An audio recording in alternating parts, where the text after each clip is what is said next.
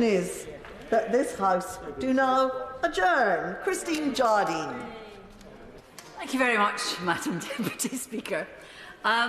This might at first, motion I've put for the debate this evening, might at first seem like a discussion on planning, but it is actually so much more. Let me say first of all that I recognise that the Government has already taken steps to address the need for safety to be taken into account, women's safety particularly in planning developments. They are set out in guidance for local authorities, and the police are an integral part in many cases in decision-making. And I do appreciate that earlier this year the Minister took the time to discuss with me a bill that I was laying before Parliament on this topic. But, and it is a very big but, for me we are still not addressing the issue at its heart, or in a way that reassures women and girls across the country that they are safe and secure, and doing it sufficiently loudly at national level. I have a 25-year-old daughter for whom I wished and genuinely believed we could achieve a world which was much safer for her generation than it had been for mine. But when I consider the reality of modern life, I realise in so many ways we have not. Not only does she still text me to tell me she is safe when she gets home, I have to text her to say that I am safe when I get home. And that, for me, unfortunately, is the measure of how insecure women and girls feel in our society today, in our streets, making their way home. Sarah Everard. The mention of her name conjures up a very difficult period, not just for her family, but for all of us. And the outpouring of grief which followed her death, to me, was indicative of the very feeling I've spoken about. Women saw themselves in Sarah Everard and the threat that they face every day, because she sadly was just one of the hundreds who tragically lose their lives in this country every year. Between April 2019 and March 2021, 177 women were killed by a man in this country. In 2020 alone, 110 women were killed. The environment, the built environment, may not have played a part in all or even many of those, but if just one life could have been saved by doing things differently, surely we should. It's not good enough that we still have to have vigils, that we still have to run campaigns to draw attention to the problem, a problem that is only too visible. It's there staring us all in the face every day when we go to work, when we make our way home in the evening, when we put the bins out. I know because, like every woman in this place, I live that reality. I think about overgrown hedges, about alleyways that are not properly lit, about roads which are deserted. The reality that we are living in is that we are living in built environments which do not take into account our vulnerability, because, for the most part, they were created by people, men, who do not share those vulnerabilities or fully understand them. And that's not a judgment. It is simply an internationally recognised fact. And what I would like to see us do is to start to shift the building blocks to ensure that our future built environment is designed and created with protecting women not just in mind, but central to everything that is done. That it is no longer an afterthought. It should not take a tragedy, the loss of a young life, to be the catalyst for the motivation to do it. The issue of women being omitted from consideration in urban planning is sadly neither imagined nor new. Politicians and planners are acknowledging in cities across the world that women experience their environments differently from men. For example, women who combine productive work with being a mother or carer are more likely to use parks and public spaces in daylight hours. I would like to see legislation demanding that all projects that involve those sort of areas have undergone a risk assessment undertaken by women, and not just piecemeal, authority by authority, but by a recognised national standards agency to ensure that they meet national safety criteria before they can have planning permission. If gender bias could be removed from the design of our built environment, we might actually begin to prevent, rather than react to, violence against women. We need well-lit walkways, safe routes from public transport, design without gender bias, design with gender appreciation built in, a safe last-mile home for women in this country. And let's not forget, it benefits everyone. We can provide women with the foundations they need to have more agency and feel less vulnerable in their daily lives. We need to see equality between men and women in policy and in legislation. What works for one doesn't work for all, we know that. And we need to go back in planning to basics and take the necessary steps to protect women.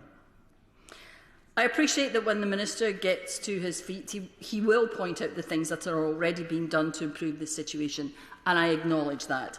The Model Design Code safety guidelines do say, when they're discussing street layouts, that consideration needs to be given to safety and security issues in respect of street layouts and footways, especially in areas where there's a large number of people, and passive surveillance of the street, good lighting and high levels of street activity are desirable. And it also says, when discussing public spaces, insecure places can disproportionately affect some of the groups with protected characteristics, and that local authorities will need to take this into account when devising and implementing design principles with regard to public sector equality duty. And that does include thinking about women. But again, it's a piecemeal approach, authority by authority. And some authorities in this country have done a good deal. London has looked at it in its planning, Ipswich, Nottingham, many others. But all of it is done in a way that is almost obscured from the public, that the public is not aware of. And though it's a fantastic first step, we need to do more. One of the most important steps towards women's safety in this country would be to make women feel secure, to have the confidence to know that an area has been well designed and which areas have been designed and which areas are safest, that it has been done with their safety in mind. And to do that, it must just not only involve women, but it must be vocal, it must be visible, and it must be accessible to women across the country, and not just here in Westminster, but in a national discussion. Perhaps the government could consider a commission to hear the views of women from all parts of the country, and significantly involve the devolved authorities so that we can act together as a united kingdom to safeguard the safety of our women and girls, so that as we build a fairer society, we build a safer society when we build our cities. Thank you. Thank you. Minister. Thank you very much indeed, Madam Deputy Speaker. And may I start by congratulating the Honourable Member for Edinburgh West for securing this important debate. And she is right to highlight and to speak so powerfully about the issues that she has raised. And I too want to take a moment to pay tribute to Sarah Everard and, of course, all those other women who have sadly been victims in this country. And I want to say very clearly that the government deeply empathises with the calls for a greater focus on women's safety in planning and more generally. There is a priority for my department, and it is rightly deserves a cross-government approach. I do, however, want to say right from the outset that planning is a devolved matter, and so I can only speak for the laws and rules which extend to England. And as the Honourable Lady has mentioned, the planning system in England already has a framework of policy and guidance in place to make new developments safe. And so I'm grateful, though, to have this opportunity to highlight these today so that hopefully planning authorities around the country will be aware even more of the guidances that are in place. Yes, of course. I thank the Minister for giving way, and I congratulate the Honourable Member for raising this debate. So it is so important and has made me think considerably about some of the challenges. One of the points I just wanted to raise with the Minister is not just simply the planning of these new developments and so on, but actually the delivery of them as well, where I have several estates in my constituency that are being built, where it is in the delivery of them that people are already moving in, and many women have approached me and said there is no safety. There are not the street lights, there are not the pavements, there are not the secure walkways for them. So it's not just the absolute end of the project, but it's actually during the lifetime of that delivery of that development. I thank the Honourable Gentleman for that intervention. I think he makes a really important point. I've had exactly the same developments in my own constituency, large developments that have taken a number of years to develop, and in fact I helped to sort of get some street lighting in the first part of it because I had exactly the same issues, and those are things that I will certainly take some more consideration of in this role. Our view is that any change to the existing planning system, therefore, does require careful consideration in order to avoid any unintended consequences. And I'll briefly set out for honourable members the current planning process in England, but I must reiterate that women's safety relies on much more than just good planning practice, as the Honourable Lady mentioned. My department has made clear through National Planning Policy Framework that planning policies and decisions should aim to create safe places. Chapter 8 of the framework explicitly states that planning policies and decisions should promote public safety. That can often be achieved with pedestrian cycle routes, high-quality public spaces, and the active use of parks and playgrounds. The supporting section of the framework's planning practice guidance on healthy and safe communities expands upon this. It states that planning policies and planning provides an important opportunity to consider the security of the built environment and those that live and work in it. It also references Section 17 of the Crime and Disorder Act 1998 as amended. This requires all local, joint and combined authorities to exercise their functions with regard to their effect on crime and disorder, and to do all they reasonably can to prevent both. In terms of design in the planning system, the Honourable Lady rightly mentioned the National Design Guide and National Model Design Code, helping both councils and builders create developments which are safe for every member of the community. Specifically, the National Design Guide sets out 10 characteristics of well-designed places which councils can refer to when considering a planning application. The guide is also used by planners creating local policy, so they can, and crucially together with the community, define what good and safe design means in that area. The National Guide emphasises that where developments have public spaces and a network of streets, that they must be safe and secure and accessible to all. Importantly, the guide makes clear that shared spaces should be safe and feel safe, not just for the people living or working in the nearby buildings, but for visitors and passers-by too. That's essential to overcoming crime as well as the fear of crime, because as honourable members will know, when a development gains a reputation of being quiet, poorly lit or dangerous, then it's likely to attract even more criminal behaviour and it becomes a vicious cycle. The National Design Guide does a lot to prevent that from the outset by asking for an assessment of risks in all new developments with a clear plan for mitigating them. It also encourages the use of what is known in the industry as active frontages, so that there is a steady stream of people taking the same route at different times of the day.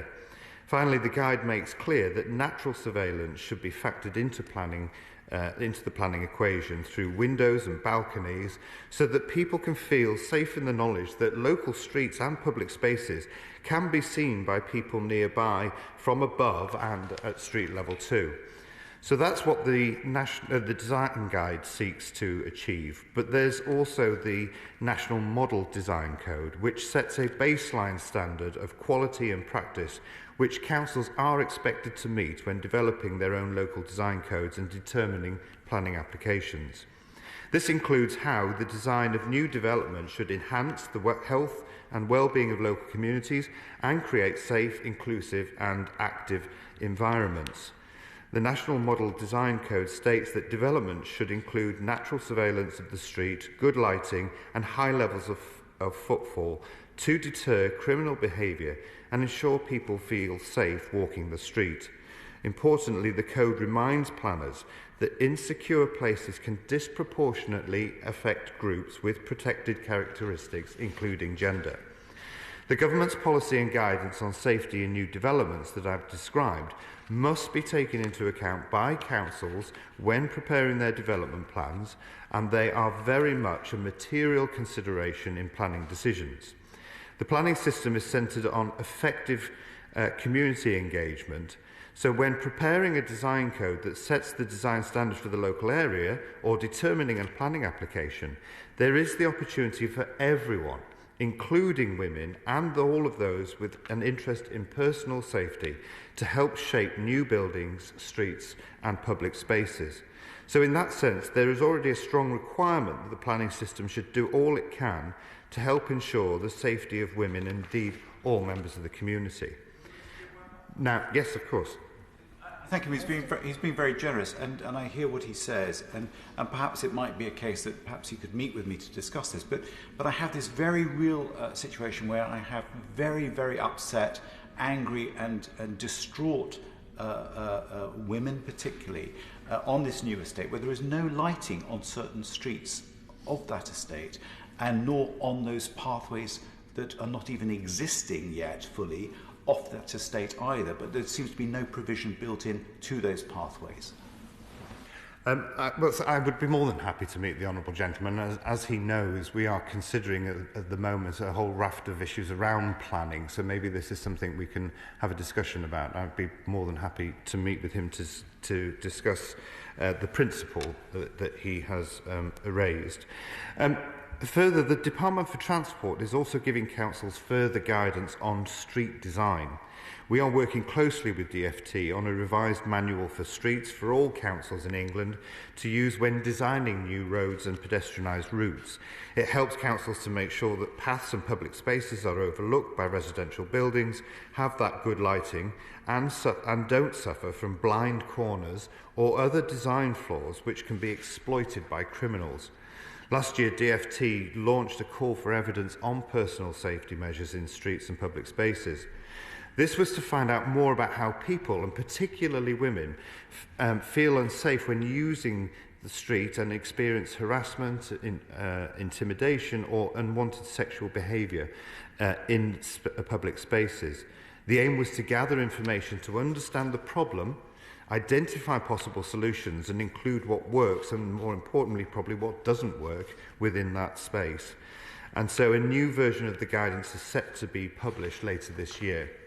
Another crucial safeguard in protecting women's safety through the planning system is the support and advice on secured by design standards, which is available from the police through a network of designing out crime officers across the United Kingdom.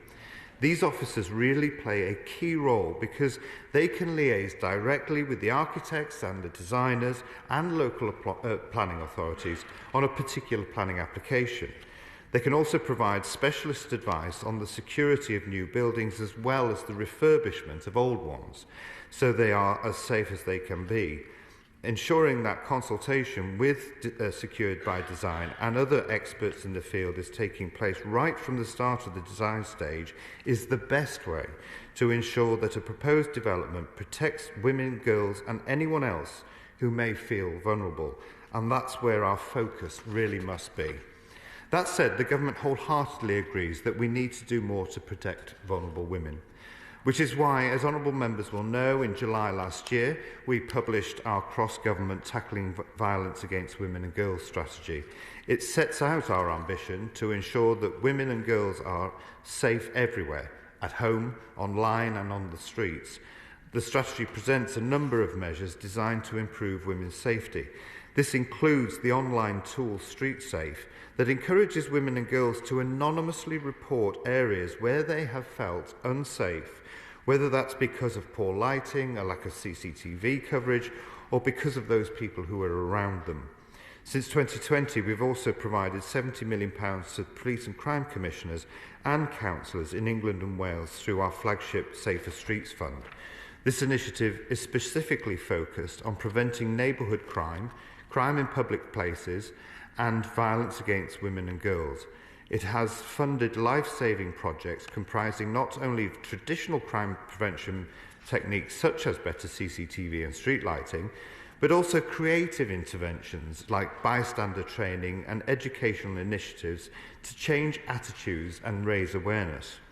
And we are committing a further 150 million for the Safer Streets programme over the next 3 years, with tackling neighbourhood crime, antisocial behaviour and violence against women and girls as its key objectives. Madam Deputy Speaker, the Government recognises that the built environment has a significant impact on people's health and well-being, and so it needs to feel safe and secure for every member of the community. Through the Design Guide and the Design Code, we are giving both councils and developers the tools they need to create green, sustainable neighbourhoods with safety at the very heart, and these tools are already being put into action. Give a couple of examples. In Cambridge, the development at Marmalade Lane was designed to prioritise pedestrians with a focus on social interaction. And at Horsted Park in Kent was designed with visibility over parking spaces, with tree and shrub planting kept low to maintain visibility along the street and towards the front doors, exactly the point that the Honourable Lady mentioned. And our cities are also making improvements to existing public spaces with good maintenance and management and a focus on lighting design that involves collaboration with a wide range of groups. But we are also doubling our efforts to protect women and girls, not just through effective planning, but through a comprehensive strategy to reduce the prevalence of violence against them in the long term. This rightly means a wide range of government departments treating this with the urgency it deserves. And I can give the commitment to the Honourable Lady today that I will work with her and members on all sides of the House to deliver on that mission, and ensure that housing and planning policy is playing its part in creating a safer society for all that I'm sure that we all want to see. Thank you. The question is that this House do now adjourn. As many as that opinion say aye. Aye. The ayes have it. The ayes have it. Order.